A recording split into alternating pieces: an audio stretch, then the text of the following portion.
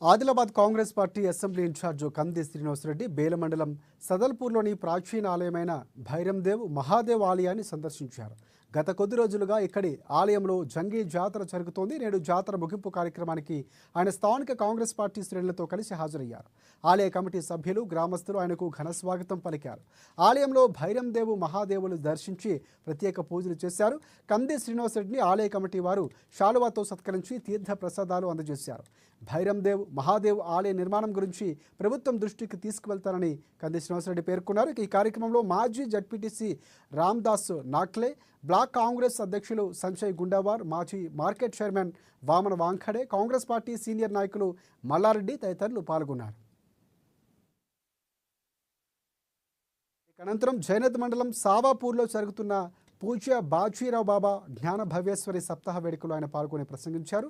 మానవ సేవయే మాధవ సేవ అని, ప్రజలకు సేవ చేస్తే సాక్షాత్తు పరమేశ్వరుడికి సేవ చేసినట్లని బోధించిన మహనీయుడు బాజీరావు బాబా అని కంది శ్రీనివాసరెడ్డి అన్నారు. ఇక బాజీరావు బాబా బోధనల వల్ల గ్రామాల్లో ఆధ్యాత్మిక వెలువరిస్తుందన్నారు. యువతలో కూడా మంచి సత్ప్రవర్తన కనబడుతుందన్నారు. చెడు అలవాట్లకు దూరమై భక్తి భావంలో నడుస్తుండడం సంతోషించదగ్గ విషయమని అన్నారు.